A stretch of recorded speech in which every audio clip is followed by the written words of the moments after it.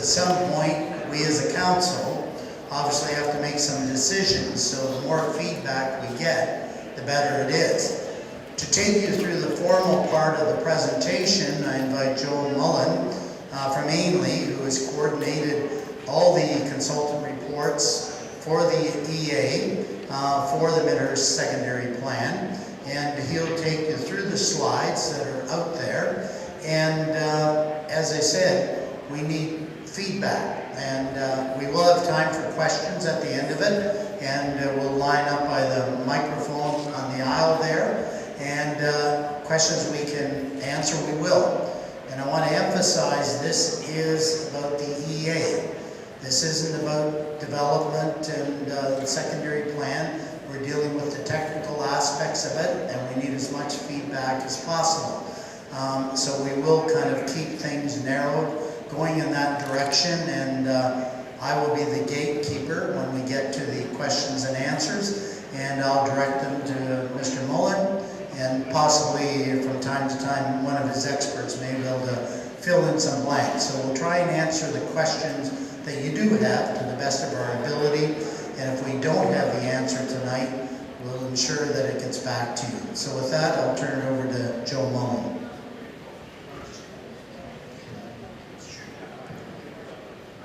Thank you, Mayor French, and good evening, everyone. I think I've spoke to a lot of you there this evening, and for those that I haven't, good evening and thanks very much for coming out. So the first slide is basically an overview, a quick overview of the class environmental assessment process, and it tells us what the purpose of the EA is and what the purpose of tonight's public meeting is. It's obviously to present an update on the master plan that was done in 2009. It was to present the alternative that we're proposing for water, wastewater and transportation, and it's then most importantly to get your feedback tonight, whether it be personally tonight in written form or over the coming weeks during the comment period on those alternatives. And then subsequent to that process, after December 1st, which is the comment period, we'll review all of those alternatives and all of those comments and determine if some of them need to change based on some of your feedback and some of your positive feedback, and be updated and come up with what preferred alternatives moving forward. So right now, we're at the red box in phase 3 and moving forward from tonight. A little bit of background on the Midhurst secondary plan. There again, it's probably not new to any of you out there, but for those that are maybe new to the community, in 2012, the Ministry of Municipal Affairs withdrew the partially withdrew their approval on the lands within the Ontario or the Midhurst secondary plan. Of that is approximately 300 hectares, which is the phase 1, which is identified on some of the plans back there, and I'll show you a plan in a moment that identifies those. Within the township secondary plan as well, they've got another trigger at 3,850 units that moving forward beyond that, there has to be some employment generations, uses have to be complied with and met, so that's a planning trigger within the planning document within the 5,000 units. The Midhurst master plan, as you probably are all familiar with, was completed in started in 2008 and was finalized in 2009, and that identified at a high level the phase 1 and 2 infrastructure that would be accommodated or necessary. This is the plan, the Schedule A plan that I referred to earlier, that identifies, first of all, the municipality, the Midhurst second plan overall, and including all of the lands. There's 300 hectares are identified within the blue boxes. That's the phase 1 areas that were partially withdrew by the Ministry of Municipal Affairs. The other areas that are red and yellow are still in front of the Ontario Municipal Board and will be until that is dealt with in the future, and referred to as phase 2 in some of our plans.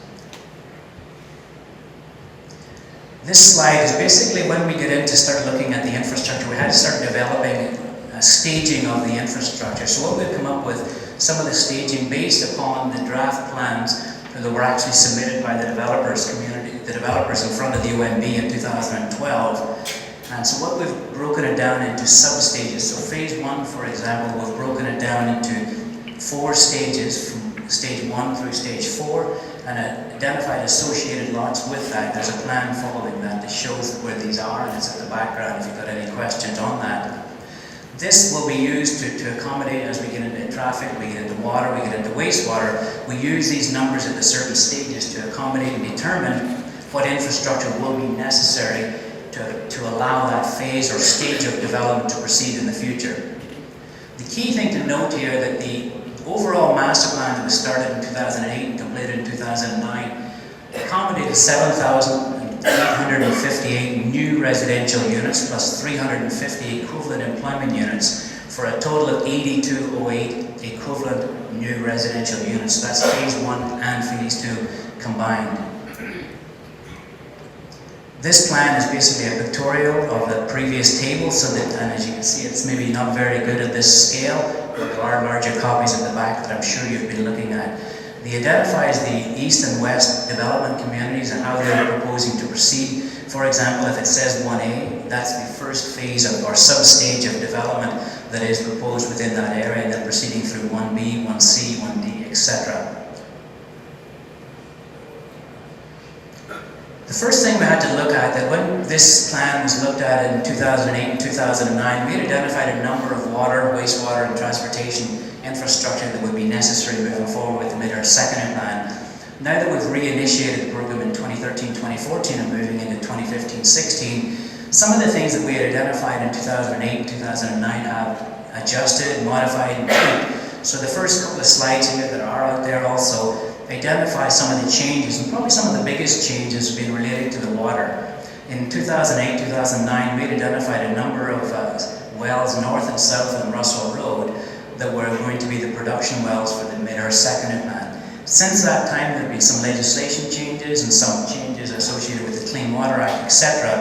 So we've gone out and did some extensive additional investigations in the area, and we've now identified that for the Carson Road development, there will be 3 new production wells at the sand and gravel site on Snow Valley Road, the construction of 2 smaller production wells west of Snow Valley, actually quite close to where we are here, and then for the Loren Road development, there will be construction of 3 production wells within the development on the north side and west of Russell Road, and the construction of 3 new production wells south of Pools and east of Russell Road. So those are the production wells that are now modified or changed from the plans that were presented in 08-09.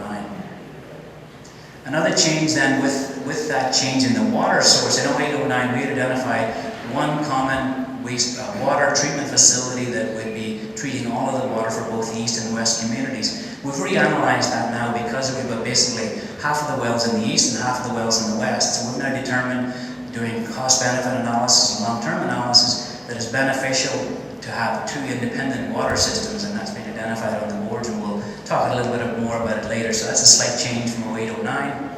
The other change, the next change, number 4 point, is the wastewater treatment plant. For those of you that recall, in 08-09, initially it was proposed to be within the new residential development south of Snow Valley Road. We've re-evaluated that and are now proposing to put it in the proposed location on the north side of Snow Valley Road, or the old gravel pit. Another tweak that we've done is we've increased the fire flows to 133 litres per second for 3 hours. Previously it was 133 litres per second for 2 hours. Another change that we're looking at is following discussions with the Ministry of Transportation. Previously we proposed a new interchange, or partial interchange at Poles Road. Through discussions with MTO, they are now recommending and proposing that we upgrade the interchange at Forbes Road and utilize that interchange as opposed to installing a new interchange. In conjunction with that Forbes Road Highway 400 interchange improvements, there will be improvements on Forbes Road and Russell Road, and we'll talk a little bit about those later, more predominantly related to the phase 2 development in the future. And then the other thing, the last item that we looked at was different from 08-09. In 08-09, roundabouts were not prevalent in the area, and in fact in North America, so they were not considered for some of the interchanges or intersections. So we've now reanalyzed all of the intersections and see if roundabouts would be viable or not viable. So that basically concludes sort of the changes from the background. The next portion of the presentation, there's a number of slides here relating to the water. This slide basically identifies what the water design criteria would be for the new water systems.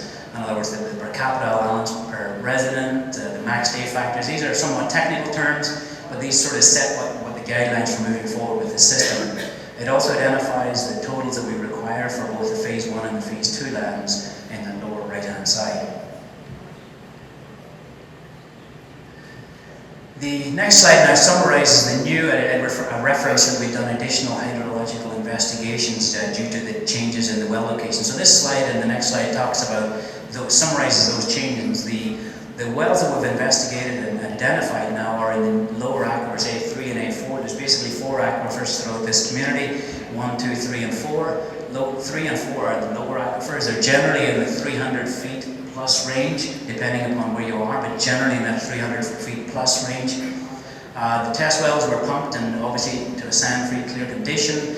There was water quality testing. All provincial guidelines were met and exceeded in each of these tests that we needed to do.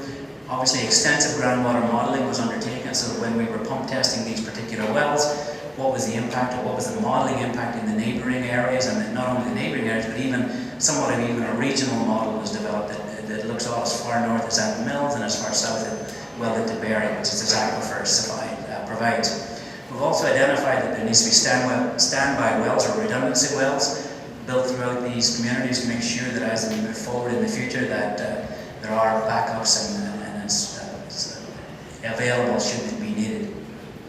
The table at the bottom basically summarizes, and I won't go through it in detail, it's out there, it's on the website, but it summarizes the wells and where their location is, the size of them, and then the type of chemical or the treatment that might be necessary, and the water quality. But basically the key things with all of these wells is that all parameters are below the Ontario drinking water objectives and basically meet all criteria. The water supply system, so as I had mentioned earlier, and this is a little bit of a repeat, but basically as we looked at with the new well locations now, we've looked at whether we had a 1 treatment plant, 2 treatment plants, or one in each or the west or east. And so we looked at that, and as I noted earlier, we are recommending option number 3, which is construct 2 water treatment plants and reservoirs, one in Carson and in the O'Grava pit, and one just off Gill Road. With no connection between the 2 communities. And I'll talk a little bit about that later, so the benefits of that too.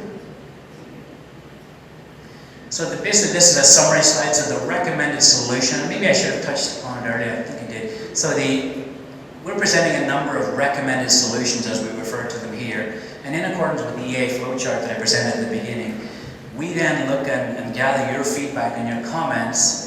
And prior to making this a preferred solution, we analyze all of the comments, listen to the comments, speak with the agencies, whether it be Ministry of Environments, MNRs, MBCA, MTOs, etc., and then determine what the preferred solution is. So at this stage, all of these solutions are recommended in accordance with the EA process and prior to moving forward. So right now, this slide sort of summarizes what our recommended solution for the water is, identifying those 11 municipal wells that I referred to, 2 treatment plants, one in the east, one in the west. There is also the connection, or the potential for a connection back into your existing community. So the existing Midhurst community, as I'm sure you're all aware, has a municipal water system within it. There is the potential and the benefit here that we can connect back into that with what we refer to as pressure regulating valves. Those pressure regulating valves can be a one-way access. So should there be a high demand under emergency situations within your existing community, that either one of these systems, depending on where that location is, could be augmented from the east and or the west. And then there's also provided a potential loop. This option does up to Highway 26 Nursery Road lands. This is basically a pictorial of that recommended solution. The green boxes are the proposed well sites that are referenced. The blue boxes are sort of the pieces of infrastructure that would be constructed in association with the development as it proceeds and as it develops over the number of years. Then the last slide associated with the water supply, this basically summarizes both the criteria, the capacities, the treatment that is proposed both in the east and in the west, and also then the most important part is the dollar values associated with that phase 1 and phase 2 infrastructure. So for the east and the west, there's these numbers identified that are 11.6, 10.9 for phase 1, and then in addition to that for phase 2, the additional values of 8 million and 5.9 million that would be required. So those are cumulative, one on top of the other, not included. Moving in now to wastewater. So the first slide here gives a quick little overview of a modern wastewater treatment plant and the various treatment processes that are within a wastewater treatment plant. There's obviously preliminary treatment that is at the headworks, usually in the system, and it's grit removal. It could even be at pump stations upstream, primary and secondary treatment, and I will speak of each one of these as we go through the evening. A tertiary treatment, which is one of the key features that we will talk about quite a bit. Disinfection at the end, and then what we do with the biosolids, or as we used to refer to it as sludge, but the biosolids management. And then the last piece is obviously the effluent and the pumping associated with that. So that's sort of an overview of what a modern day wastewater treatment plant would accommodate. This slide is similar to what we did with water earlier. It identifies sort of that design criteria of what we need.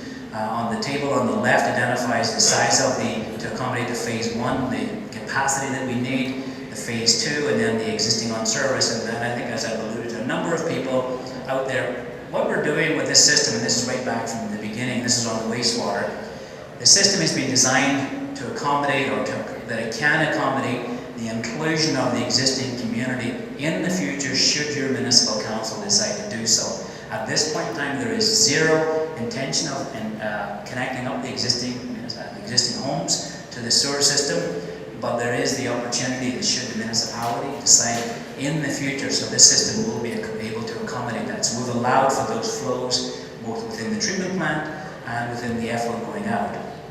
So that's sort of a buffer that should the municipality decide to do that in many years down the road, that option is available.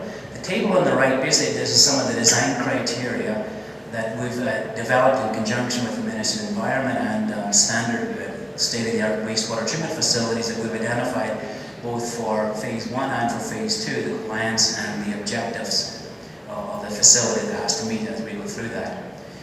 The next thing we do that we've done on the wastewater side, in fact the first thing we've done on the wastewater side is we look at our receiving stream, which is Willow Creek, and we've developed what's referred to as a 7Q20 flow, which is a ministry guideline that climate change requires the use of this flow, which is the lowest mean flow for us 7-day consecutive days that has a 20-year return period. So basically what they're trying to predict, and this is based upon actual data that was gathered in Willow Creek for a period of 10 years.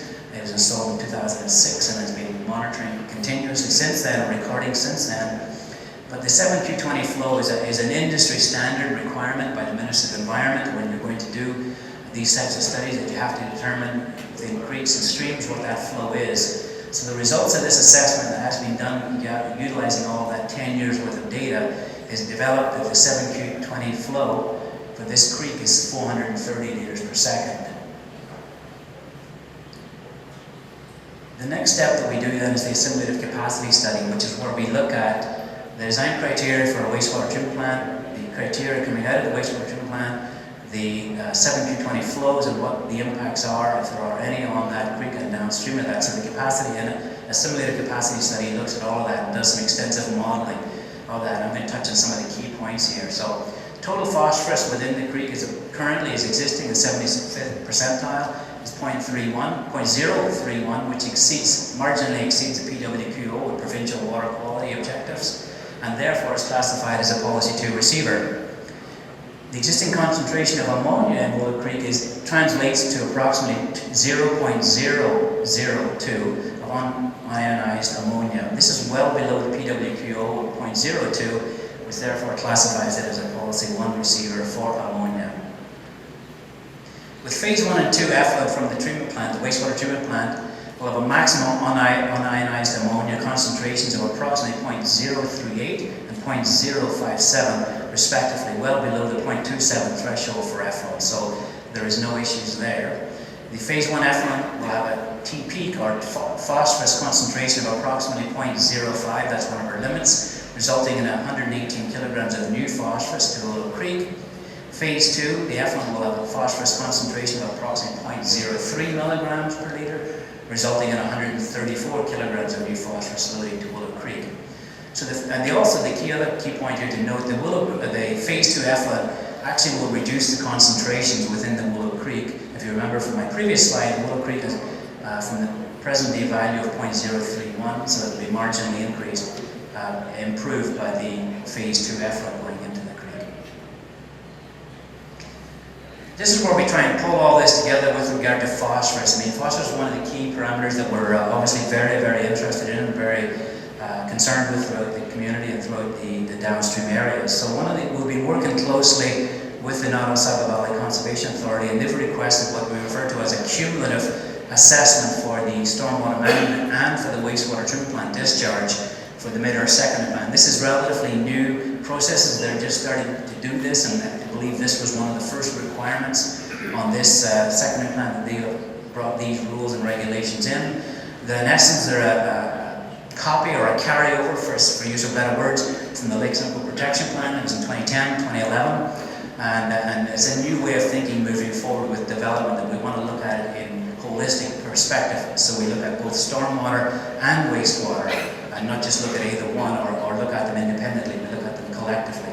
So as part of this assessment that we've been doing, or have done, we've looked at the calculations for the stormwater coming off the pre-development and post-development look from these lands. So we look at the lands that are identified for Phase 1 and Phase 2. We do detailed analysis on the nature of those lands, and we do actually field walks through the lands, or at least do drive-bys to get good features and good mapping, etc. We then do create a model for that existing land and of what the runoff will be and what the anticipated, utilizing provincial stormwater models or storms, and then we would look at what the phosphorus models would be coming off that and into the local creeks, whether it be Willow Creek, Black Creek, or ultimately the menacing wetlands. We also do calculations, and I noted them in my previous slide, the calculations for the loading for the wastewater treatment plant. And then we do a cumulative assessment of what's the pre. Obviously the pre is what's happening today. The post is what's happening in the future after we develop these lands with the stormwater features that I'll talk a little bit about in a few moments, and then the wastewater feature with the state-of-the-art feature wastewater plant that I'll talk about later too, and determine what's the cumulative effect of both those from a phosphorus perspective. And our target going into this, and as we discussed with the Conservation Authority and with the township and the development community, is getting a target of net zero increase in phosphorus loading to the menacing wetlands. So, and we will touch upon that as we move through here. But that's sort of the framework at our beginning of the process.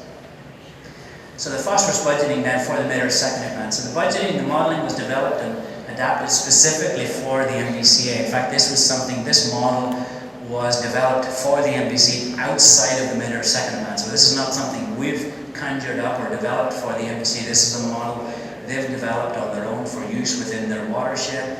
As I alluded to and as noted here, it is taken from the Lake Simcoe Protection Plan, which was developed by the MOE, improved and developed it further. And one of the key new features that's been built into it, and that is being built into it across the board, is what we refer to as low impact development strategies, or LID, LIDs. And we'll talk a little bit more about them later, but basically that's where we try and deal with stormwater and try and get it back into the ground as quickly as possible.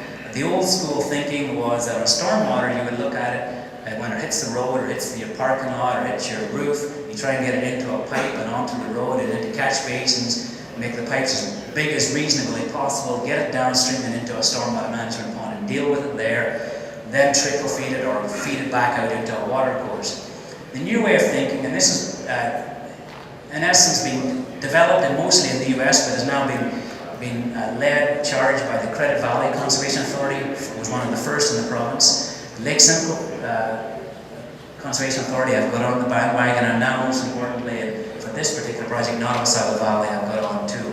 So what we're going to be doing here is we're looking at how can we deal with storm events, and how can we look at getting a typical storm event, how can we infiltrate it, and use sort of buzzwords as we call it, where we say it's infiltrating at the source or as close to the source as possible. And when I say by the source, I mean when rainwater comes down on a storm event and hits the ground, whether it's your driveway, whether it's your roof, whether it's your parking lot, try and get it back into the natural ground as quickly as possible, and maybe not taking it through that major infrastructure that I talked about earlier. So I'll talk a little bit about that. So we've set up 3 scenarios within this model of zero infiltration, which would be the model that would be a standard today, the MOE standard for putting in a pipe, putting it down into a storm sewer. We've looked at 20 millimeters of infiltration, and we've looked at 25 millimeters of infiltration. Those are 3 numbers that were developed by the Credit Valley and Lake Simcoe and Nottawasaga, so we've sort of utilizing the same 3 criteria that they've developed. The implementation of low impact developments of these LIDs will significantly reduce post-development phosphorus loadings compared to existing. And what we're doing, they afford an example that I can try and put in perspective for you. One of the ideas that we're going to be doing, for example, within all of these new developments is on a residential property, we'll be taking the roof leaders, and the typical now they go onto a splash pad and they go onto a side yard swale that's usually minimum 2%, zips out over the front of the lot or back into a catch basin, and down a storm sewer. What the new thinking is going to be, or these features are going to include, is that roof leaders coming off that lot being connected to some form of an infiltration pit within the private residential property that will be privately owned and will have to be dealt with, but it will infiltrate the majority of the storm events unless it's excessive storm. Typical storm will come down, hit the roof leaders, go into these soakaway pits. So we'll be implementing extensive number of features throughout the stormwater system and developing these in with the Conservation Authority. The overall results of doing all of these LIDs throughout the stormwater system, putting in the state-of-the-art treatment plant that we talked about, or we'll talk about, is that if we allow for the infiltration of the first 20 millimeters of precipitation runoff, results in the end of phase 2 of a new net load of 66 kilograms to Willow Creek. And I'll try and put that number in perspective on the next slide, if you don't, just keep it in the back of your mind.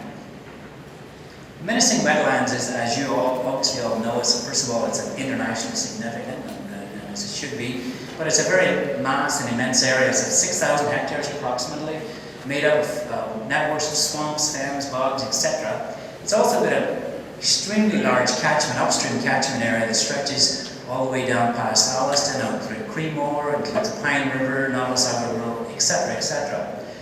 One of the processes within the Willow Creek that we've modeled within our assimilation modeling is that the unionized ammonia and what those concentrations will be, and we've determined that they will be well below the provincial water quality objective, so that's in the downstream quadrant, so therefore it's not an issue from the developments.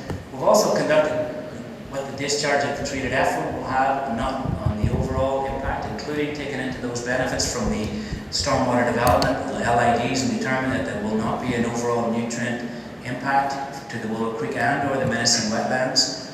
One of the other key things, we've done some detailed analysis actually just recently, even updating this. Some of these numbers have changed since I did my presentation to council in August, because some of these numbers are literally just coming off hot off the press as we speak. But we've done analysis on the overall menacing wetlands and determined that the phosphorus loading going through the menacing wetlands on an annual basis is between 35 and 40,000 kilograms per year. So that's when you look at, we're looking at including the Nottawasaga, the Pine, Willow, the Black, etc. All of that's going through the wetlands itself. So we've determined that so that 66 kilograms that I talked about previously represents less than 0.5. In fact, it's closer to 0.1 to 0.2, but we've even said conservatively 0.5% increase in loading. But the other key thing to keep in mind, and we will continue to work with the Conservation Authority, but the other key thing is the loading within the wetlands varies significantly on an annual basis. It varies by multiple thousands of kilograms, depending upon the weather throughout that year, the runoff, even the type of storm. It's not even the amount of rain, but the type of those rainfall events, whether they were flash storms or if they're slow and steady storms. So we will be continuing to work with the Conservation Authority to look at those areas and to achieve that net target zero that we had talked about.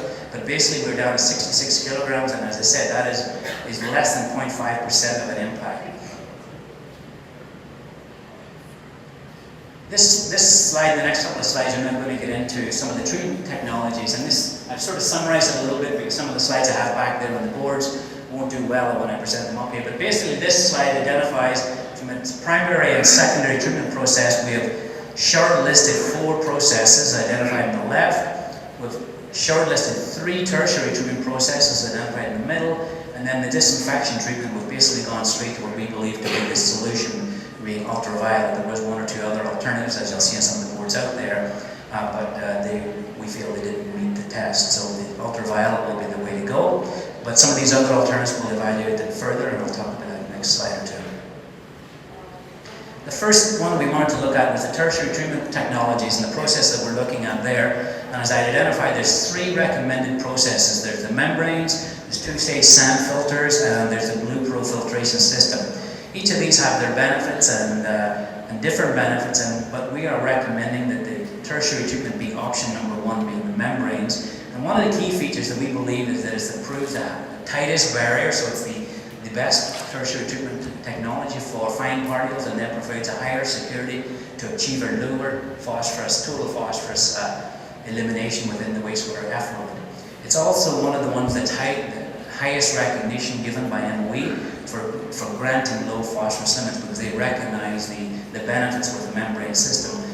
One of the other things, just to put membranes, try and put them out there, Collingwood, for example, the town of Collingwood, when they had their water outbreaks a number of years ago, Septosporidium, they've basically installed a membrane system whereby they pull water out of the Georgian Bay, run it through a membrane system, something similar to what we're installing here, and then pump it into their distribution system. So that's their treatment system on their municipal water system.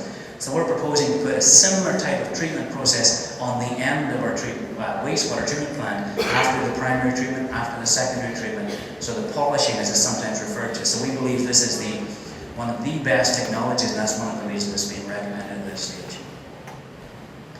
From the primary and secondary treatment processes now, so we've gone back to the 4 we had identified earlier, and we've added on the membrane filtration on each one of those, because we now know that we're going to have membranes at the end. So the tertiary is going to be the membranes, and we've analysed each of these 4 scenarios, and we've come up with option number 1 being the step-fed biological nutrient removal as the recommended solution for the primary and secondary treatment. In fact, this whole is the secondary treatment train, as it's referred to. So that takes you right from the headworks right out to the discharge point.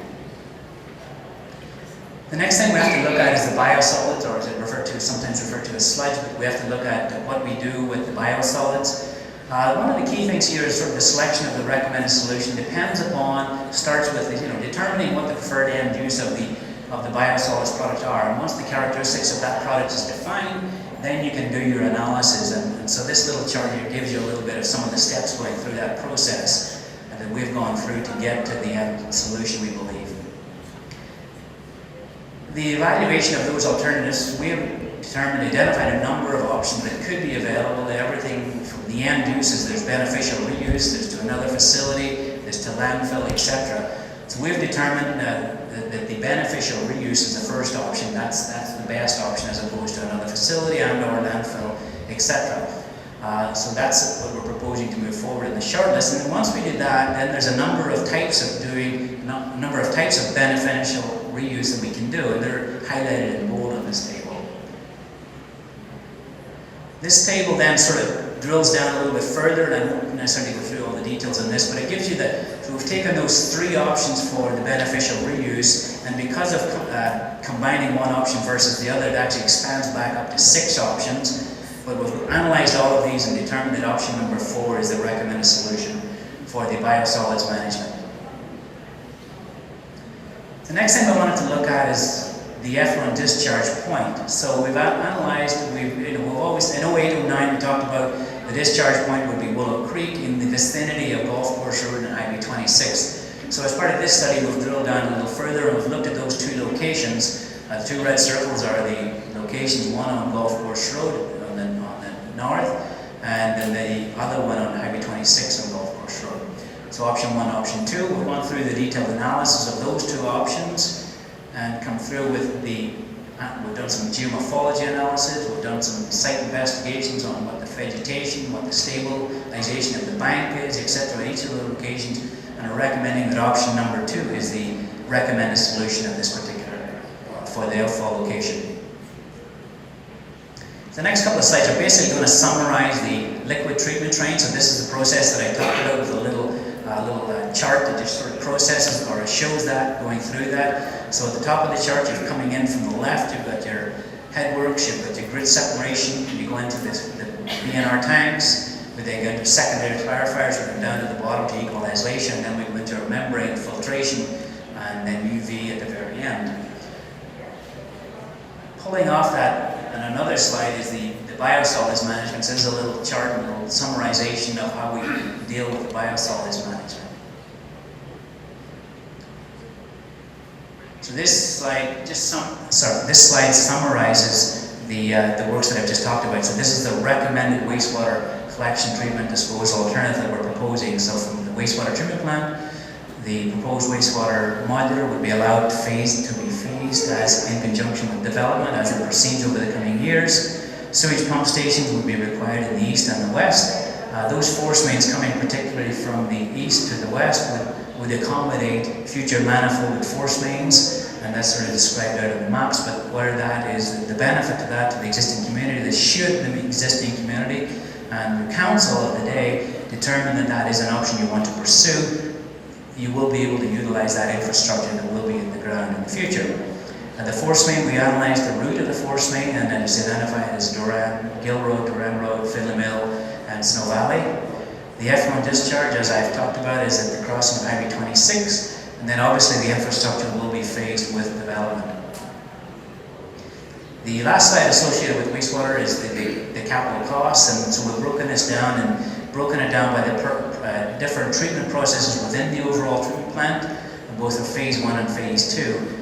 These are basically what's necessary for phase 1 and 2. We will drill down in the future when we get into some of the sub-stages and what's necessary for the first stage, but basically this keeps it at a high level of phase 1, phase 2. Those are the two numbers estimated with the value of the treatment plant. So this is basically a pictorial map showing all of that infrastructure, whether it be pump stations, and it's out there, you can probably see it easier than you can on these screens. But this basically presents and shows you where each of the infrastructure from pump stations to wastewater treatment plant to force lanes, etc., where they'll be located throughout the communities. It also identifies the little boxes in yellow are future pumping stations that could, again, if necessary, and if decided by your council, they could accommodate the connection of your existing community. But again, we're going to keep re-emphasizing that's not on the plan at this point in time. Now, moving into transportation, the first item I want to look at and touch upon is the Highway 400 and Forbes Road interchange. So we've done a technical analysis on both what's required for phase 1 and phase 2, and that's sort of corresponding. For the transportation, we had to do some analysis on time frames, because you look at existing background traffic, you increase that existing background traffic on a yearly basis, a percentage, and I'll talk about that in a minute. So for these analyses, we had to put some time frames. So identified phase 1 as being a 2031 time frame, and phase 2 as being a 2041. Obviously, those timelines will be contingent upon how the development proceeds and not necessarily based upon our numbers here, but we did have to pick something. So this shows that for phase 1, to accommodate phase 1, there will be some improvements necessary at the Forbes Road interchange, and particularly the signalization of both the ramp terminals plus an eastbound right turn and a westbound left turn lane on the Highway 400 South. And then in conjunction with phase 2 in the future, that there will be a complete reconstruction of that interchange necessary and redoing of the ramps and to a Parklane 4 configuration. Prior to getting into some of the traffic analysis we've done that are all on the boards out here, I wanted to give a quick little overview of what we've what's been done with regard to traffic in the background over the last number of years. And multiple traffic studies have been completed, obviously initially in 2008, 2009, and then additional studies were completed most recently in 2013. So then we've taken that data, so when we started this process, we've taken all of that data, we've increased it up to 2015 by adding on, so that's the background traffic data, we've increased it by 2.2%, which is a typical background growth generation number for the area. We've added to develop a 2015 number. We've then developed traffic volumes associated with the proposed developments that were developed in accordance with the industry standard trip generation manual. That's basically by the Institute of Transportation Engineers. We've then looked at the traffic volumes that were then added to the existing background and put that in and developed a model that looks at what happens when stage 1A of the Carson Road development develops, for example. What happens when stage 1B, etc. So we've developed those plans and developed that model from the base up, but we took the background traffic, the multiple years of data, we've increased it. We also add on an existing background growth rate as we move forward towards 2031 and 2041. We also look at increasing the background because we know there is going to be some growth in the area, outside the area, and within the area, otherwise not attributed to Midhurst, and that's in accordance with industry standards too. We've added that background growth. So utilizing that traffic modeling and operations, we've identified key intersections and key roads throughout the community that need to be improved and analysed. So this plan is out there, maybe doesn't do it justice here on the screen, but basically what we've tried to do as development, so we've taken the initial development phases that were identified the way the earlier in my first few slides, that's where there's 1A, 1B, 1C, 1D, etc. And we've looked at, in conjunction with that, we've coloured some of the areas. So for example, on the Carson Road development side, if you look at the blue area, that's the initial stages of development, 1A and 1B. Anything in blue then is what needs to get improved in conjunction with that stage of development. And we'll develop that as we go through the development. And the other key thing we want to do, this is obviously very key throughout the community, so this is going to be interesting, obviously very interesting to you. And we do want to get your feedback on all of these scenarios and whether some of the staging or some of the staging needs to be tweaked and adjusted as we move forward. So it is what our best plan projection at this point in time, based upon the models and based upon our knowledge. But we are very, very interested in hearing from the existing community on these plans as we move forward. What I'm going to look at now is a number of the slides that are out there with some of these there's basically 11 key intersections that need some improvements throughout the community, existing intersections in general. So we've looked at some of them, we've looked at roundabouts, some of them we've looked at just street signalization, and some of them we've even identified, such as this one, that the recommended solution will not be determined at this stage. Basically these two options are, one is a signalized intersection at the Highway 26, County Road 27, or the other one is putting in a roundabout at that particular location. What we want to do is obviously get your feedback, we want to get the Simcoe County's feedback, and we want to get additional feedback from MTO prior to selecting us a recommended solution for this particular intersection, but it will be either A or B as we move forward. We want to get your feedback and get additional feedback prior to making that decision. Similarly, with the Carson Road and Wilson Drive, this intersection, we've looked at both the signalization of this intersection on the left and the roundabout on the right. And again, this recommended solution will be determined after further discussion with the Simcoe County and receipt of comments from the public and interested parties. Again, similarly with the Russell and Duran Road, there is a signalization intersection and a roundabout intersection. This one, although we said the recommended solution is the signalized intersection, because the roundabout would have a significant impact on existing property, so it will not be carried forward in our analysis. We are proposing the recommended solution, unless otherwise informed, but at this point in time our solution is the signalization of this intersection and not the installation of a roundabout. For Forbes Road and Russell Road, now this one, basically this is and I'll talk a little bit about the Craig Road extension, or the Forbes Road extension, the Craig Road, in a few moments, but this one will be, we wanted to look at it and get your feedback, we wanted to look at it and get some additional feedback and what way we go on Craig Road prior to making a decision on this one. Either one will work, and it's just a matter of depending upon local feedback from the community, i.e. yourselves, and or which option we decide in Craig Road may have a small impact on it too. This map basically shows 3 of the localized intersections within the community, one Pools and Russell, Finlay Mill and Waddy, and Carson Road in 2627, with some improvements that are identified for the ultimate build out of the phases, phase 1 and 2, all of these intersections. Each one, I guess I should note, each one of these intersections we obviously did consider roundabouts, but they are so we have analysed these 3 intersections and some of these other intersections with roundabouts, but obviously they're not even viable due to major constraints, similar to the one I just discussed earlier, and so they will not be proceeding. They will be proceeding with traditional intersection improvements. Similarly, Highway 26, Snow Valley Road, Duran Road in St. Vincent, and Pools in St. Vincent, the proposed intersection improvements that we're proposing there. One of the key things we looked at is St. Vincent and Pools Road, obviously. Those of you in that area, right now there's a slight offset on the 2 intersections and the intersection, and we are proposing there will be a slight modification and a slight upgrade, modification or realignment of that intersection so that the 2 intersections are at 90 degrees and create some better traffic movement. So there will be some slight impacts there, and we will be obviously discussing those with the adjacent landowners in those specific locations. So now a topic that I touched on, Craig Road. With Craig Road, obviously connection of, or the extension of Forbes Road, we want to get it all the way out to County Road 27. So we've identified, in essence, 3 or 4 main options, even though this map really looks like it's got multiple options. There's really 4 options that we can go on, and I've got a map that will show each one of those, but we want to look at how we get from point A to point B and the options of doing that. We have not, at this point in time, determined a recommended solution there. Again, we want to get your feedback, and we also want to have further discussion with the county on the entrance to 27.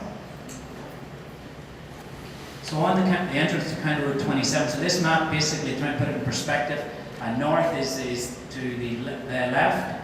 You can see Dwyer Road is just on the left-hand side. The train tracks are just off the map on the left. So one option is bringing the new Craig Road extension out at the northern limit of that.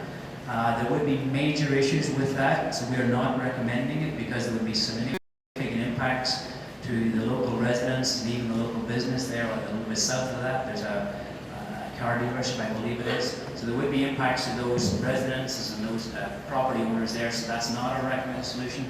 The other solution that we are recommending moving forward is bringing the Craig Road extension out closer to the southern limit. So if you look to put that in perspective, Bridle Gate is just on the map, so that if you went to the dead end of Bridle Gate within the community, it's beyond that. Or at another perspective, it's about 500 meters up north of Duran Road entrance onto County Road 27. So we've looked at these two alternatives and are recommending that option number 2 be the preferred or the recommended solution. So with that in mind, we've looked at a number of options of the Craig Road extension to get from the east to the west. All of them use that option number 2 because the option number 1 was not a viable solution. So each one of these sort of show the alignment that we're proposing. There's basically option 1, 2, 2A, and 3, and each one will have some benefits and some challenges that we would look at. But we want to, prior to deciding on a recommended solution for each one of these, or any one of these, we wanted to get your feedback tonight and over the comment period. So basically you can see each one of the slight differences with these. So there are some differences. They all connected forwards and extended along. This middle of this road would be, just to put it in perspective, would be an extension of existing Forbes. Right now Forbes Road is a 2-lane, 1 lane in each direction on a very wide platform. That's what we envisage this road being basically an arterial road going from east to the west that will be able to accommodate that type of traffic moving from the east to the west, will pass through the community onto the County Road and down onto the highway infrastructure. The other item we've looked at is, which is obviously key to the community and key to the township and everyone, is how active transportation is incorporated into the overall plans. So this map here, although a little confusing, it identifies both the new development lands and the existing trails and or paths, etc., that may exist in the existing communities. So we're trying to ensure connectivity both from the east to the west, from the east to into the existing community, whether it be the Snow Valley, the county lands, trails, etc., or any other trails. So we've identified a number of options of how we can hopefully do that. A lot of these active transportation features will be incorporated in conjunction with the road improvements. And in fact, some of these actually necessitate the road improvements, such as getting in bike lanes, getting in sidewalks, etc. And I've given you a little example on the side of whether it be a bike lane just within the dedicated lane, i.e. no designated, would be the top little sketch. A bike lane with a separated area without a buffer would be the middle one, and then at the bottom there would be a bike lane with a small buffer. So at this point in time, we're looking at basically dedicated bike lanes on most of these arterial roads and through the community to try and get that connectivity. But again, we obviously want to get your feedback and make sure that we look at the big picture and incorporate that into the plans as we move forward. The transportation cost, I've basically condensed, there's a large table out there on the board. I've condensed it down, the numbers are still here, but I don't provide the breakdown, otherwise it just would not be legible on this. But basically for phase 1 transportation infrastructure, all components is estimated at 112 million, sorry. And for phase 2, a subtotal of 28.9 million for a total of 141 million. So the last couple of slides now. Basically, the proposed schedule for the completion of the EA. Right now, we're obviously here tonight, and we're going to receive your comments over the next 6 weeks, approximately up until December 1st. We look forward to getting that feedback, and that's key to the process, is actually getting good engagement and good public feedback. Then the next steps after that would be a number of updates with the steering committee meetings, etc. But we will also provide a status update to council. We envisage at this point in time in January 2017, that has not been set yet, but that will be providing council a further update. both on the proceedings here tonight, but also some of the feedback that we received and moving forward with. We would then look to host another public information centre similar to this on or about March of 2017 in conjunction with the publication of the Notice of Study Completion, which would also initiate the filing of the Environmental Study Report, or the ESR. That would then start basically the 30-day formal review process in accordance with the Ministry requirements. At the end of that 30-day period, if no Part 2 order is received, then the EA process will complete and go into Phase 5. If a Part 2 order is received, the Ministry of Environment and Climate Change will take over the process. They will conduct a comprehensive review of both the concerns raised, the responses from the municipality, etc. But that is their process, and they take it over completely. Subsequent to that review by the Ministry of Environment, the Minister himself will render a decision on the Part 2 order that is binding on all parties. The time frame associated with that, normally we've gone through a number of these Part 2 orders on Schedule C environmental assessments, which is in essence this, and generally 6 to 8 months is a normal turnaround for the MOEs. I don't know, it would be similar in nature. Following the completion of the Class CA, which would include any resolution of any Part 2 orders, the township would then proceed with Phase 5 of the Class CA process as per the chart, which is in essence implementation or detailed engineering design.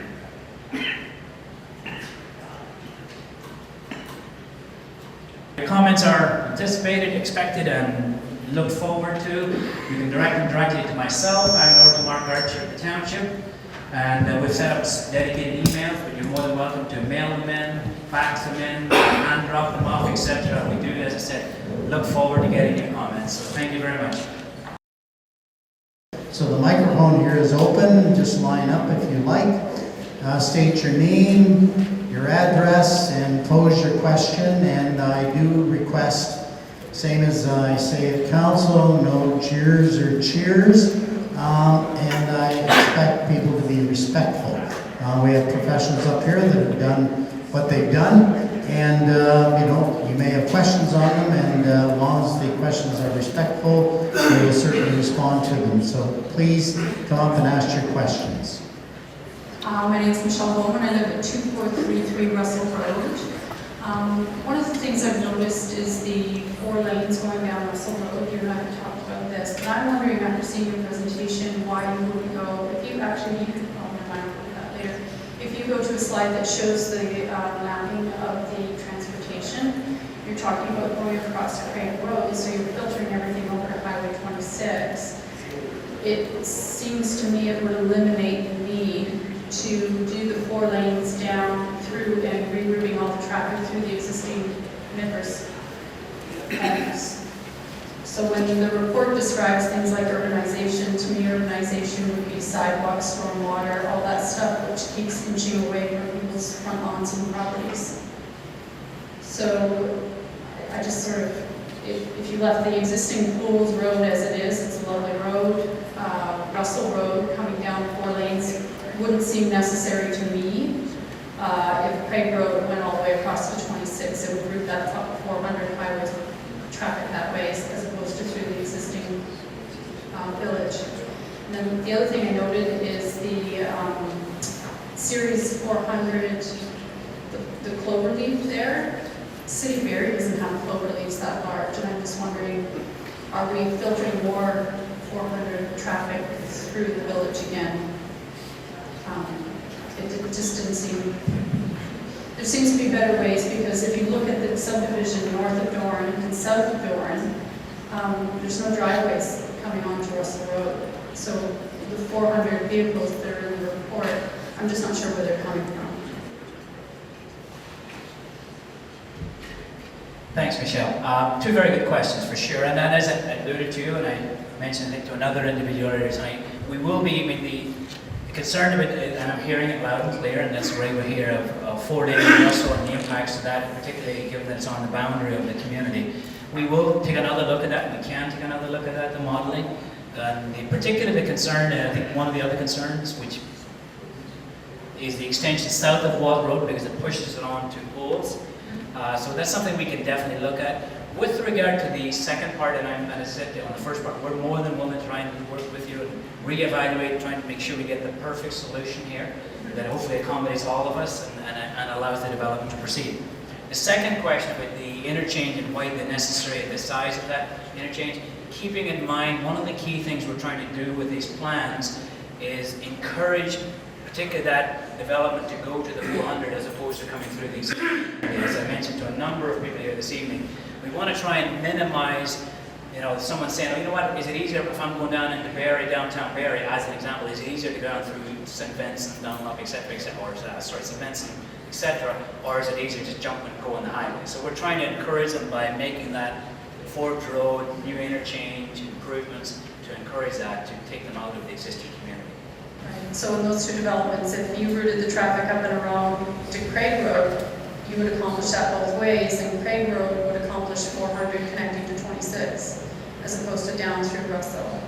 Would be, obviously I live on Russell. Sure.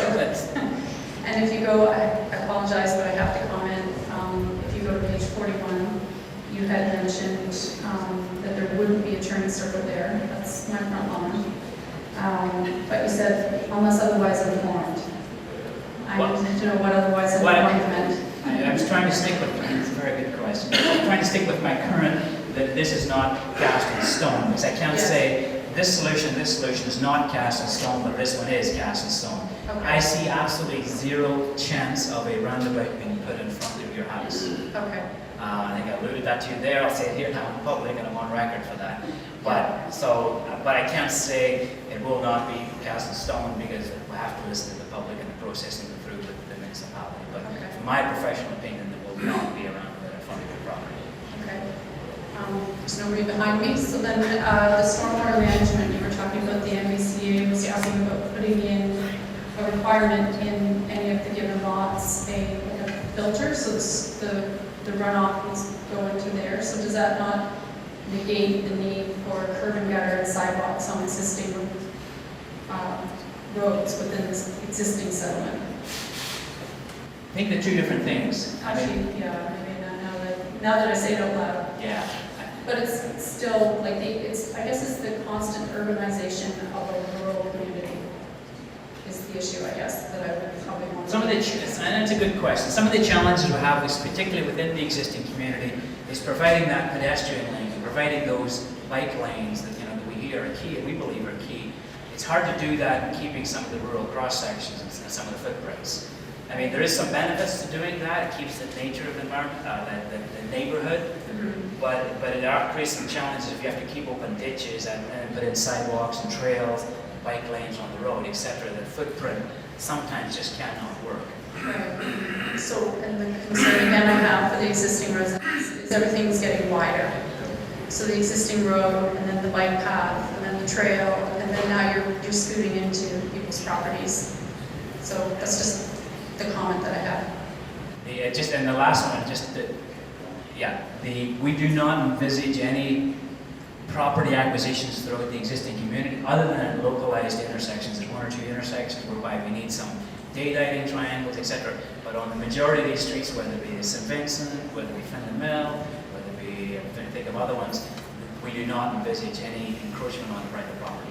So we will build our infrastructure within those. And also, I think the last part, we're not trying to make it bigger and wider, because bigger and wider encourages more traffic, and I don't want to do that through the existing community. So we're trying to incorporate these new features of either a sidewalk or bike lane or curbs and gutters to get the stormwater. So, Right.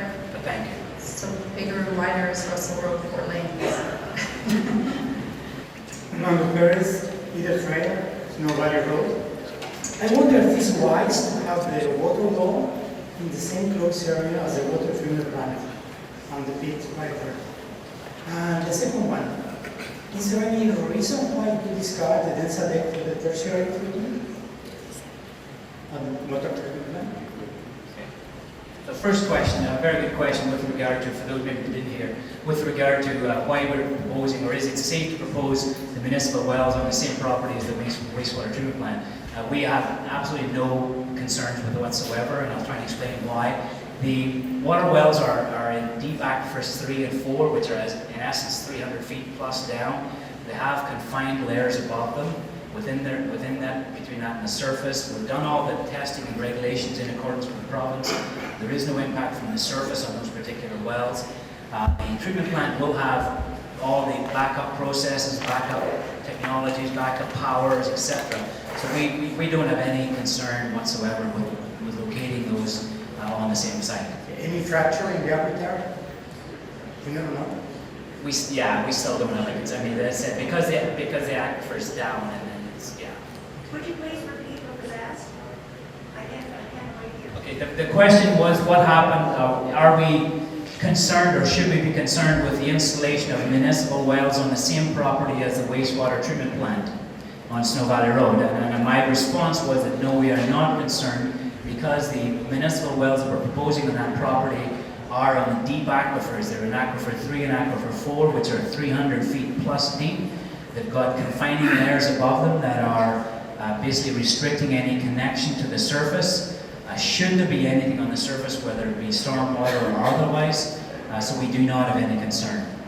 The second question was relating to the tertiary treatment process. We're basically selecting, I think as I highlighted or tried to allude to, we've selected the membranes at this stage because we believe it gives the best barrier and the strongest barrier against those pollutants and those phosphorus in particular, and is the best for getting the phosphorus out of the. And we've based that upon, as an example, I don't mean to carry this on, but the line's not that very long.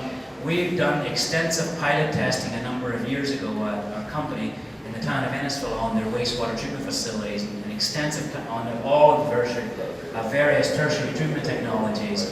The results of those pilot testings, where we actually on site with each of the processes, the tertiary membranes were exceeding all of the other processes significantly.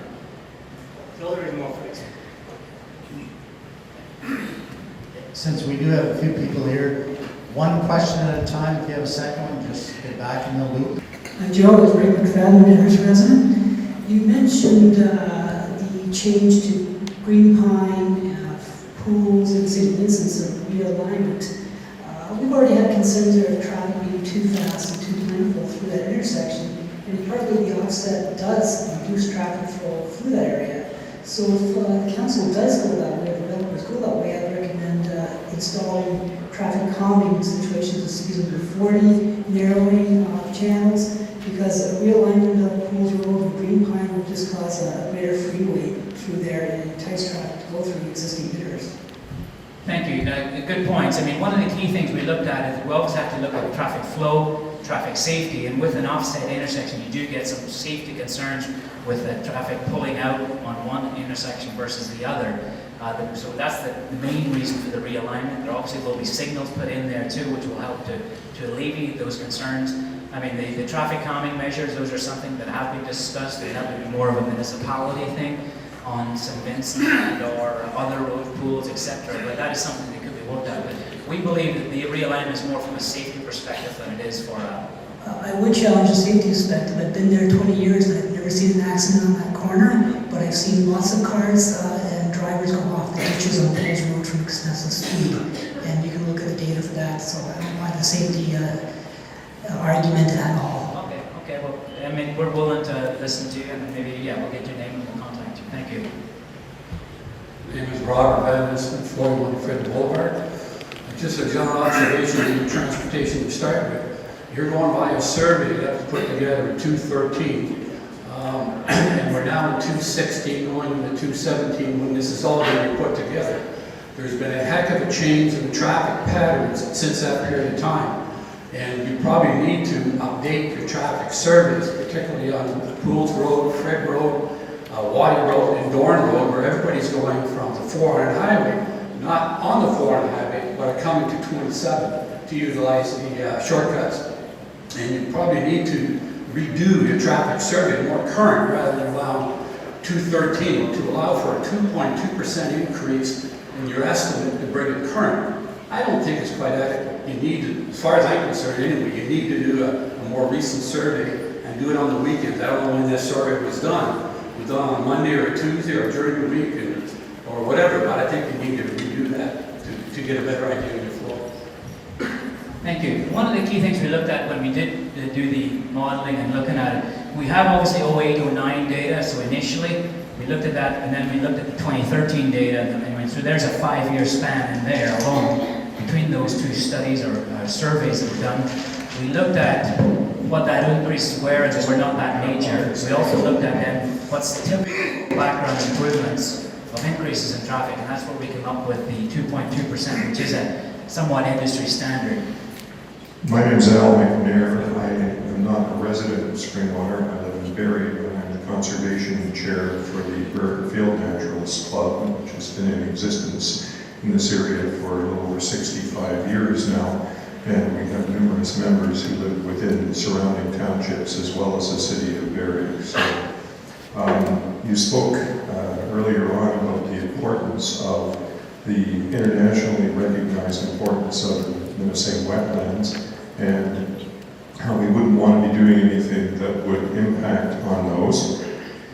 And clearly this is, no one would want to undertake a project that would or could have any harmful impact on the ecological features and functions of this massive wetland complex and its flora and fauna. Because there are rare Carolinian plant species there are rare other animals and insect species and stuff, which are, again, these things just keep getting discovered as our knowledge gets greater. Members of our Naturalist Club have been involved in a number of the surveys and stuff of the menacing swamp in menacing wetlands in conjunction with the Conservation Authority. So I would like to encourage you to apply the precautionary principle to everything that you're doing with this project. And if anybody doesn't understand that, you could basically understand it as do no harm, and if you don't know what you're dealing with, don't move ahead with it until you do know, and you know what the impacts are. So I would like to specifically ask you to address several things. One is how this is, because I didn't hear anything about it in your presentation, how the impacts that our rapidly growing understanding of the effects of climate change in terms of rainfall, in terms of changing weather patterns, in terms of gradually, moving of our, basically our land use patterns in terms of it getting warmer, how that has been figured into these calculations. We've looked at working with the Conservation Authority, first of all, on the stormwater management and the flows and the projections for all of these development lands. And we have built in a climate change percentage in the order of 15 to 20%, which is somewhat, a lot of the municipalities and conservation authorities are now including in their models and taking all of the approved storm events from the past, whether it be radius storm events, etc., and then adding in this increase to allow for that climate change. So that is built into the stormwater models. Also, the analysis that we've done on the Creek 7Q20 flow analysis does have some climate change modeling and allowances built into that. So we are trying to accommodate that we are changing and living in a potentially changing environment, and in accordance with the guidelines out there, we are trying to build those percentages and those allowances into the models. Okay. I'm Bill Newland. I live at 73 Finley Mill Road in Midhurst here. Before this meeting took place, I was talking to several experts on the information on traffic movement and so on. And I was talking to one person who assured that they would be putting in traffic calming measures for Finley Mill Road. It's already a very busy road. And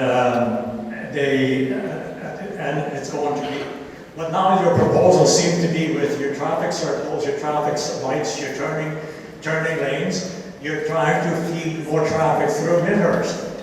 And how is that going to calm the traffic?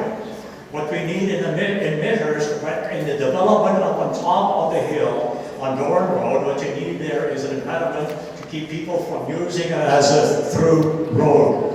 Okay, I don't see anything planned in there. Instead, I see a 4-lane road for Russell Road. I see traffic circles. I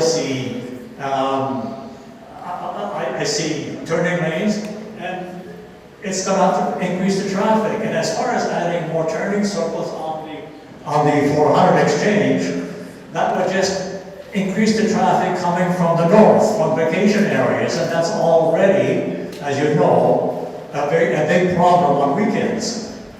It's so busy on the weekends that we cannot get out of our driveway. We have to have somebody there to stop somebody so we can get out of our driveway.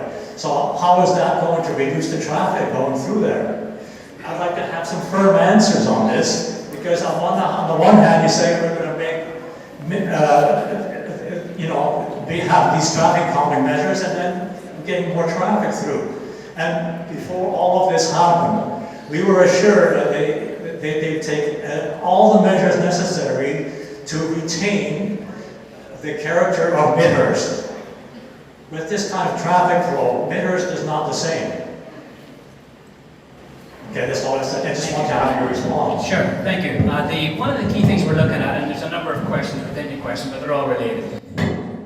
Within some of the existing communities, where we are proposing roundabouts or major intersection improvements, they're not within the existing community. We are proposing some turning lanes and some signals, obviously for traffic safety perspective, with some of those key intersections throughout the community. The traffic calming measures, those are ideas and philosophies that would be more of a safety feature after the fact. We have to make sure we can move the traffic through there that's existing. We talk about it on the Sunday night, etc. But one of the key things with the interchanges I alluded to earlier, the improvements to the interchange, we do have a significant, ultimately, with the phase 2, and that's what we're talking about, ultimately for phase 2, if and when it proceeds, that these lands, we need to get that traffic on and off to the highway. So to stop them coming through the existing community is the improvement on access to the highway and improvement access off the highway when they're coming north again in the evening. So those are the benefits. We do not see improvements throughout the existing community. If there's a turning lane at Pools and St. Vincent, that's not going to encourage more people to get off the Highway 400. We're not increasing the capacity of the existing community through, for example, St. Vincent, Fenton Mill. We're not increasing the capacity of those roads. We're just improving the roads to accommodate those traffic that is projected to use them. You're going to increase the traffic that way. We know that you're going to increase the traffic that way. It's not just the safety of the vehicles passing through there, it's the safety of the people that live there and the peace and quiet of the people who live there. Are those things being taken into consideration? Yes. Yes. How? Sorry. I want to clarify kind of one point Bill made, and I think the concern is the idea of obviously of the clover lease, if you want to call that, the idea is to encourage the people coming out of the community to use it. But I think Bill brings up a very good point, and I think it's going to have to be considered. It also encourages people to come off, more people to come off the 400 than do now, because they're easy exit. So I'm not sure that was really factored in, that there will be an increase on the weekends and Sundays, because it's going to be easier to get off, say, oh, this looks like a main road, so I'll go across here. And of course, when they do get to the end of the 4-lane, especially if Craig Road isn't all the way through, then they're going to zigzag their way through Midhurst. So I think that was Bill's point, that yes, it allows people to get on the highway for the new developments quicker, but there is a concern that it may increase by a percentage the weekend traffic vacationers. So, there might have to be some modeling changes or something like that. I think that was the point. Sure, and I think and that's a very good point, Mayor French. The one thing I would add to that is that by that stage, keep in mind we are talking phase 2, and at that stage, Craig Road has been or should have been already constructed, so it will be another outlet when you come across Forbes that you can go straight through all the way out to County Road 26 and Highway 26. Thank you. In your proposal, you're proposing 2 wastewater treatment plants. I think one on, I thought one on Dorian Road and one on Carson. Sorry, no, we're proposing 1 wastewater treatment plant on the Snow Valley Downs. We're proposing 2 water treatment plants, one in the east and one in the west. That's just for bringing water from underground to the surface and cleansing it? Correct, yes. So in the Gill Road area, we'll bring the water out of the ground, we'll treat it, and then pump it into the local distribution So system. my question then is the new development on Dorian Road, are you going to hook them up to the sewage system on Yes. Carson Road? Yes, so the new development on Duran Road area will be, the wastewater from the new development area will be pumped via force main over to Snow Valley wastewater or the treatment facility on Snow Valley. My same question, add on is, will the volume from the new development be sufficient enough to cover off the operating costs of that plant? In accordance with all current legislation, all facilities, water, wastewater, must be self-sustaining. So whatever the operating costs are associated with these facilities, the operators, which are the users of those systems, would be paying for them. But Because you did mention there's going to be excess capacity. well, there would be room for excess capacity, but the actual capacity wouldn't be built there. It would be available there should it be necessary in the future for the existing community. Because I'm just wondering, living at 40 Freight Boulevard, we're going to have to pay some of the operating costs to make sure that it's cost efficient. Simple answer, if you're not connected to the wastewater treatment plant, you don't pay wastewater treatment operating costs. Thank you. Bill Bate, live in 2117 George Johnson Road. Haven't heard anything about it at the Willow. It's been 1980 since the last time that the Willow was dredged. The sand keeps coming down, flooding the farmers down our way. Now, Drainage Act, you cannot push water onto landowners downstream, correct? You're aware that last time the Willow Creek was dredged was 1980. 10 years ago, the sand traps that were back in the Willow, a mile and a half in the Fairley property, now the Conservation Authority ceased, no more sand traps. So the sand's just coming up. What's your answer on that? Bill, I'm aware of your issue, but that's outside our scope of our project. What we've done here and analyzed from our study is that the input coming in from either the stormwater and or the wastewater will not significantly, in fact, will not even increase the flows in the Willow and or the downstream, whether it be black, it's going into some of it's going into black and some of it's going into Willow. Your issue is more, I believe, with the Conservation Authority. No, it's not. Does a roof absorb water? Does a driveway absorb water? You're increasing the flow. As I alluded to, Bill, we're going to be putting in low impact development measures within all of these developments to treat the source, the rainwater, the precipitation at the source, infiltrating it into the ground throughout these new developments in conjunction with the Conservation Authority. Have you measured the bottom level of the creek in the last 5 to 6 years? How it's increasing? You've got open face banks in behind Dorn Park and the train trestle. Environmental issue, nobody's addressed it. Every time it rains, you're going to put more water in there, it comes down, where does it go? Now you got no sand traps, you took them away 10 years ago, the sand is filling up in the Willow with no outlet. Yes, you were flooding me in. What are you going to do about it? The question was asked 4 years ago in the environmental assessment, I still haven't got an answer. What's your answer tonight? Well, as I said, this is outside the scope of the work, mainly because we don't believe we're going to have any impact on you. The natural environment is where the concerns are, whether the Conservation Authority should deal with those sand traps, but and or whoever, but it's not. Oh, there's no sand coming down the Willow from Minnesota or from Midhurst, is it? There's no sand in the bottom creek. Have you investigated that?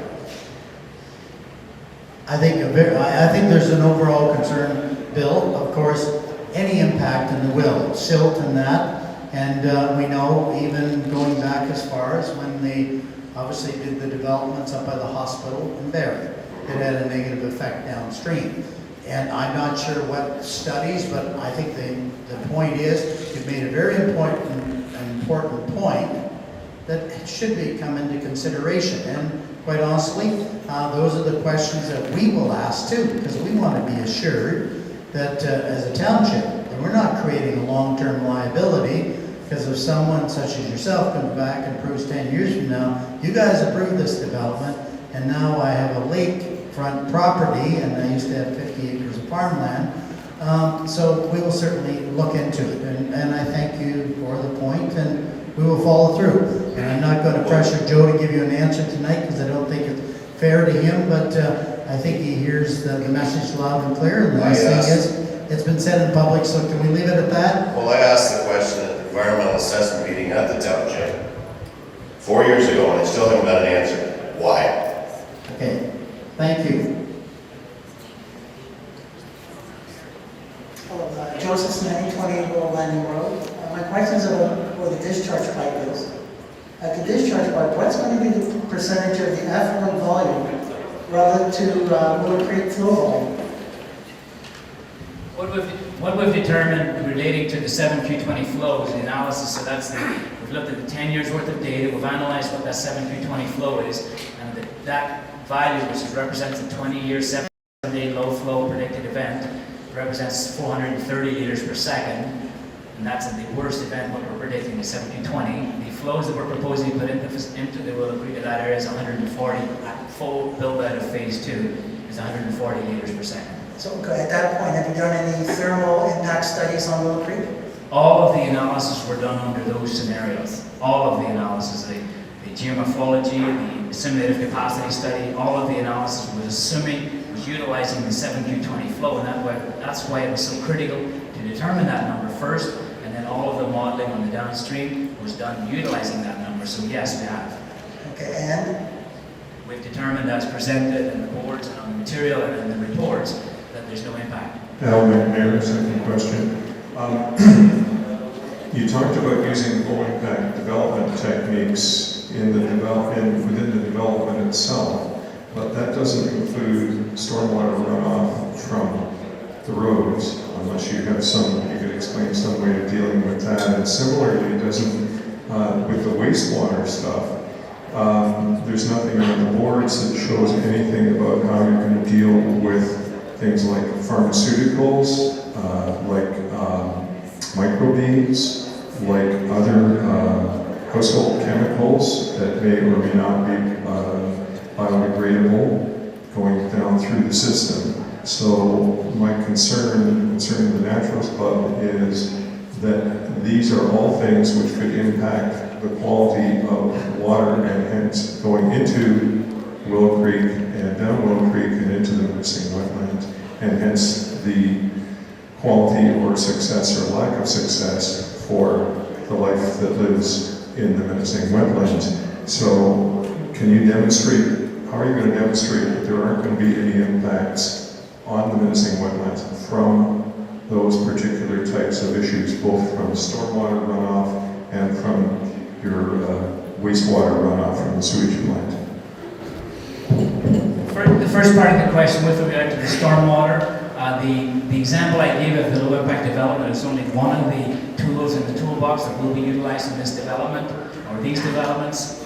There will be infiltration trenches, there will be infiltration galleries within the road, within some localized parks, so that we will be dealing with the entire stormwater off the roads, off the facilities. I mean, basically that target or that objective we have of the 20 millimeter, and I apologize why my screens are flashing, I'm not sure.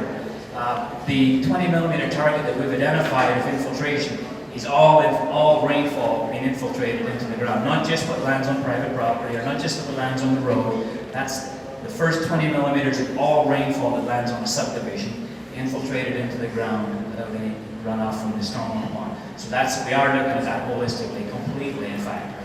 The second part of your question on the pharmaceuticals within the wastewater treatment plant, I mean, this plant is exceeding and is one of the state-of-the-art plants that we're proposing. The membranes, as I alluded to, is similar to a water treatment technology that we're putting on the end of the treatment plant. There's a number of challenges out there that's been recognized around the world, whether you read some of the stuff in Europe, whether you read some of the stuff in the EPA, which is the Environmental Protection Agency in the US, whether you read some of the stuff in the Ministry of Environment. One of the big challenges with the pharmaceuticals is, first of all, what is an acceptable detection limit? And also then making sure your detection of those numbers or are accurate. I mean, we are talking 1 parts per trillion of some of these chemicals and some of these compounds. First of all, is the technology that you're using to detect parts per trillion accurate? I mean, we've known that some of the technology and some of the analysis were done in the 60s and 70s on some other materials. We determined later on were inaccurate because some of the testing was not right and therefore some of the studies were skewed. So the EPA, the European agency, obviously the Ministry of Environment, are continuing to research this and continue to analyze this. In fact, They are basically saying it's a trend. We are continuing to analyze it, we're continuing to study it. But the key point is this facility will meet and exceed, and the key point is exceeding all of those requirements out there from provincial legislation. This type of plant is basically going to be a cutting-edge wastewater treatment plant. Will minimize any potential for impacts downstream. Well, I spoke earlier about the precautionary principle, so I think part of what I'm hearing in your answer, Joe, is that there's a lot of stuff you don't know about in there. Is that? No, I think that would be skewing what I said. We are basically taking the technology that's known technology, the cutting-edge technology, and utilizing and proposing that. We are, even the Environmental Protection Agency, the European Union, the Ministry of Environment, are all continuing to research some of these other areas and determine, first of all, are there concerns, and if there are concerns, how do we measure and detect them, and what should be safe limits? I mean, those are sort of three key parts of the question. What are the concerns, what's the acceptable limits, and how do we implement that? So we are meeting and complying with all of the legislation, in fact, exceeding it on this plan.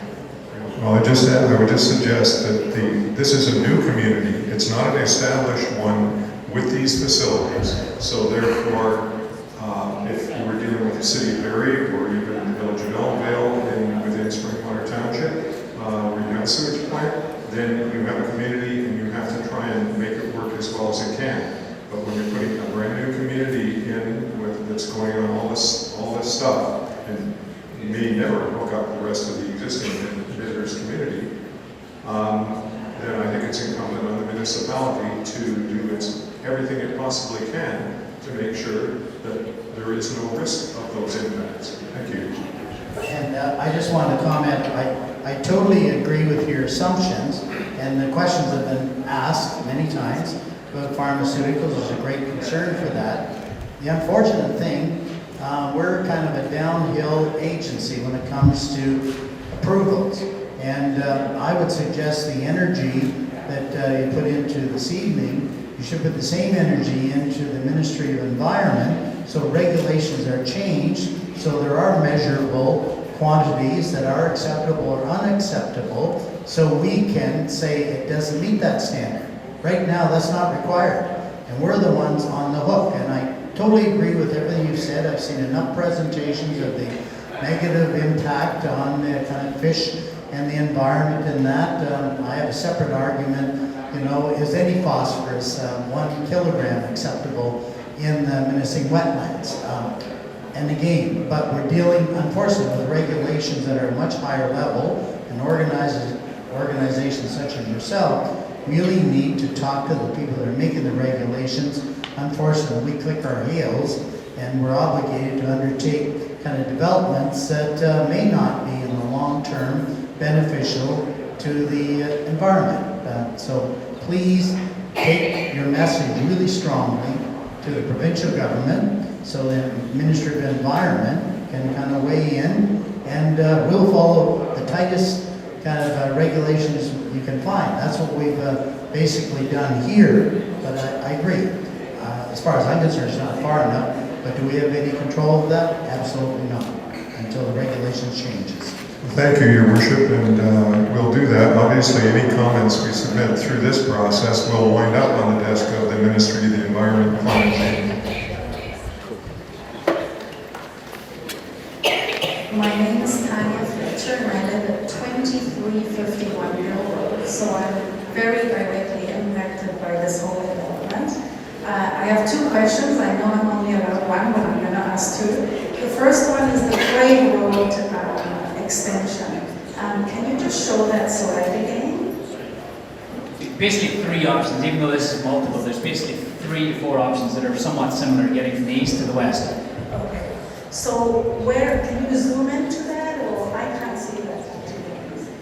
So that is a blow up right now. There's Forbes Road and Russell Road on the right hand side, and Gill Road here. So we're looking at options for getting from there, and then there's obviously another piece over here. So what's that blue line? The blue line? So basically those are my alternatives, or the options that I'm trying to sort of look at. So this is shows the 3 or 4 options that we have. So there's the green, the purple, the blue, to get out to 27. Okay, so my objection here is basically in my backyard, you would have a road. Or behind my backyard. And I just want to add, I live on a hobby farm.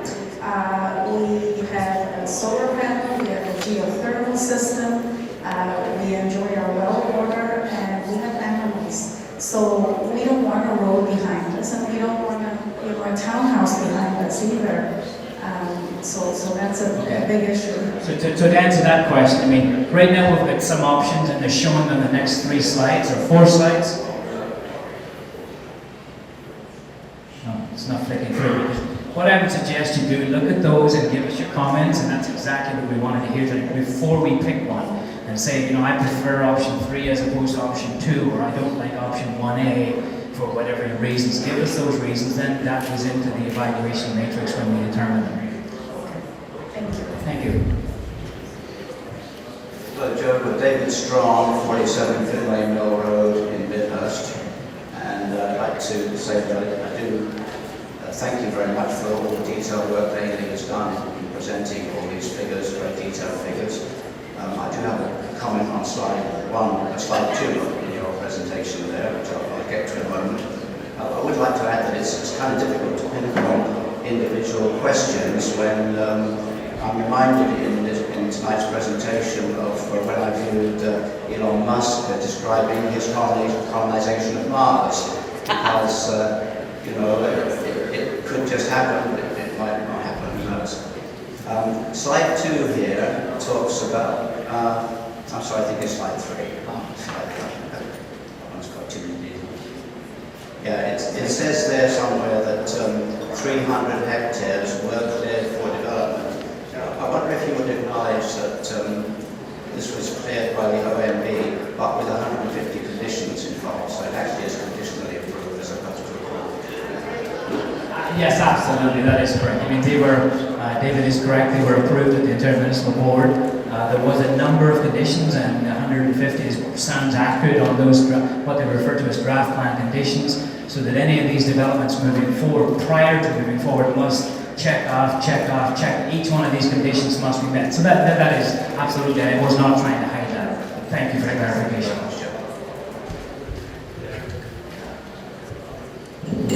Hi, my name's Dan Koch. I live at 2198 Gill Road. Can you go back to that last slide that you just had on that? Now, I don't know if you guys live in Midhurst, but I like the community, and the one proposal. That one? Yeah, can you zoom in right in on Creekside Road and Gill? I think I know which one.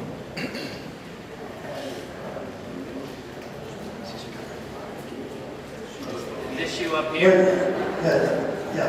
I'm right on the, right across the road is Creekside. Anyways, you guys are gonna basically wanting to get me out and put me in a cardboard box or? Absolutely not. No. So are you gonna give me a reasonable amount of money to buy it in this Greenville Road or in Midhurst? Like, I don't understand why, you know, you got your 66 feet of roadway and you're gonna just take me out just like that? Is one of the proposals or what's going on there?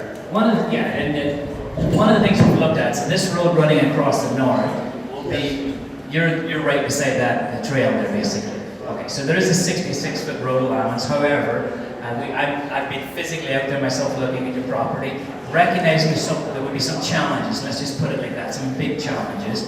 So that's why we've come up with these other alternatives. So it's this one, which does not go near your house at all, and in fact there's 2 or 3 of the other alternatives do not. So we want to get, and that's specifically why we wanted to get your feedback. You know, someone else may have a different, I think the earlier question had a different feedback for different reasons, but we do want to hear those comments. So no, we're not doing this in a vacuum and deciding, yes, we're going to give you X amount of dollars and kick you out of your house that you've never been in for 100 years. No, that's not the intent. We're trying to come up with options that hopefully address all comments, concerns from the public, but look at the big picture too. So please, in fact, give us comments. In fact, you've given it to me verbally right now. You take me out of there, where am I gonna go? I have to work to buy a nice, I don't know, $70,000 to buy a place in the community, or where I am, it's a public location, or close to there. Give me enough money to send me to up north somewhere, that I can start, Comments on the third level there, so thank you. Yes, we definitely will keep it in consideration.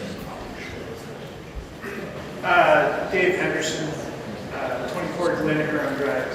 I'm just wondering, you got a lot of the traffic heading either to Wilson Road or 26. How come there's no plan on your, or no road on your plan for punching Ann Street through to 26 and filtering some, at least allowing some of the traffic flow to go down there? One of the things, and that's a very good question. We looked at a number of years ago, and we've really even analysed it again with the benefits of punching Ann Street north through. There wasn't a huge benefit from traffic perspective. We've done some modelling of that. There wasn't a huge benefit to the existing roads or the existing network. But there was some major concerns from an environmental perspective. There is some quite, I'm sure if you're in that area, you're in through there, there's some quite large trees in there, some trails in there. So we tried to look at those, balancing those two options of if it was a major benefit from a traffic perspective, we might have considered it more serious, but there wasn't, versus some of the concerns with, clear cutting a swath through there. So I'm more thinking just for weekend, especially weekends, everybody hears Highway 26 on the weekends. Yeah, it's a highway. It's definitely a highway. For those of us who actually live in the community, Ann Street is an alternative, a decent alternative. that's something we can definitely look at again, but there is that, I'll be honest, there's that plus and negative. That if we're punching it through now, we're going to be cutting down trees that are significant age and maturity. Okay, thank you. But thank you, we will look at it.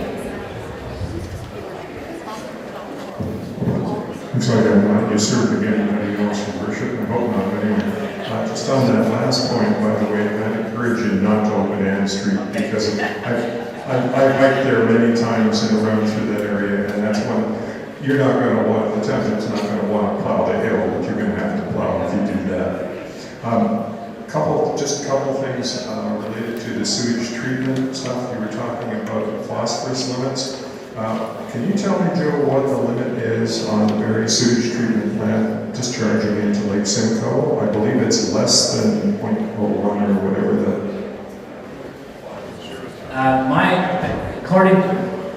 I'm not involved in the wastewater treatment plant in the city of Barrie, but from my knowledge, and some of my associates may be able to help me if they know, but I understand the current certificate of approval, which is the provincial legislation, is 0.1. I believe they have to get down to 0.07 at some point in the future as their growth expands, but I believe it's 0.1 right now. In fact, maybe even 0.15 compliance and an objective of 0.1, which means the buffer.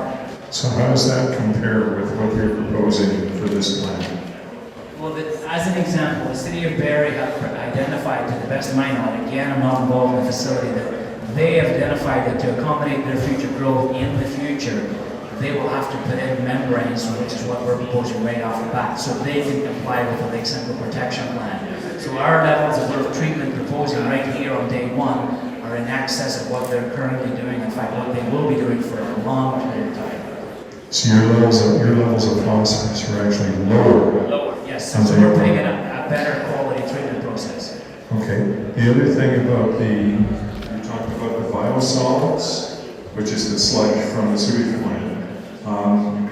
I didn't quite follow. Have you had any discussion about where that would potentially go? Because I know the city has had issues with they spread their sludge out in Oro, but they have had issues with biosolids treatment and where it can be spread and everything else. So that can be a serious issue, and particularly right now when you have things like microbeads which will wind up in that sludge. Essentially they're going to contaminate the soil potentially forever. It's just little bits of plastic. It is one of the considerations we took into the process that we've developed. We believe it's actually one of the best processes. There again, almost a cutting-edge technology that we've developed for the biosolids management, and also that there's beneficial reuse. This product can be actually reused, not just for land application, but for other applications, and utilizing those areas too. So there's that. possibility and benefit. But can you safely use the biosolids on agricultural land when they have these contaminants in it? That's, whether it's microbeads or nanosilver or whatever it happens to be. I mean, because that's part of what you're proposing. I'm going to let an expert here, but again, I'll go back to the point, should be lobbying the MOE to outlaw microbeads. You know, because unfortunately we work under kind of the legislation, which really is frustrating for us too. I'm going to get a real answer. Yeah. But the township, your worship, with all due respect, the township is the proponent of this project, so. The answer is the federal government is planning to ban microbeads from all cosmetic products in Canada. And then the U.S. government is going to do the same thing. Because they realize that for some of these types of things, raising, the problem starts in the home, and we've got to get them out of the products in the first place. So in terms of microbeads on agricultural soil, it's not that big of an issue because it's not a huge load that we capture in the treatment plant. Most of it, it's actually elsewhere. Sorry. It is on. So the plan, so the first address of microbeads is the microbeads will be banned from cosmetic products in Canada. The government's already stated this, and so is the U.S. government. So that's how we're addressing the microbeads. The pharmaceuticals is another interesting issue. What they've discovered is by getting people to bring their prescriptions back to the pharmacist, we have actually dropped the concentration of pharmaceuticals in sewage dramatically. Because a lot of the pharmaceuticals that were making their way into sewage was because people were flushing their excess pills down the toilet. So in terms of the treatment processes, going back to the type of treatment processes we put in, the Water Environment Research Foundation has looked at this list, and this list is thousands of chemicals, right? But what they've identified is what we're putting in at Midhurst is the best solution possible for dealing with most of these parameters. So in terms of what you're getting at Midhurst, you're getting something beyond what City of Barrie is, because City of Barrie only has sand filters as their tertiary process. You are getting a state-of-the-art treatment plant with the retention time so that the biology can deal with the micro-constituents. But we can't do it alone. We need your help, and that's what they've identified. We need to get them out of products, and we've got to stop flushing pills down the toilet. Just that when the pharmaceuticals go through my personal sewage treatment plant and come out the other end, they're still coming out, and there's still a lot of that stuff coming out. And I've just gone through with my mother-in-law in terms of the amount of medications that one person can be on at one time. And I don't think we really know that much about what's happening with all that stuff. But we have sturgeon that come up into the menacing wetlands, come up the Nottawasaga River. And I sure as hell don't want to live long enough to find that we've got two-headed sturgeon out there. So thank you. Thank you. Do we have another question? Yes, please. Come forward. I'll make it very quick. They were talking about the Ann Street, expanding it. My only comment is before you do that, you'll have to do a very good study because that connects, believe it or not, the Little Lake Menacing Corridor. And it's a migration. So you would actually be cutting an ancient migration right in half. And you're going to have a lot of problems with animals consistently crossing the road because they've been doing it for hundreds, if not thousands of years. So just a thought. Okay, no, that's a very good point. Thank you. No, and the key point maybe is Mayor Franks just mentioned to me, Ann Street is not a connection, is not a recommended option at this point in time. So. John Harris, Golden Oak Drive there. Probably have some comments and questions which I'll relate to wastewater and water. I'll probably make that on a written submission. Time here. But maybe one comment to the mayor.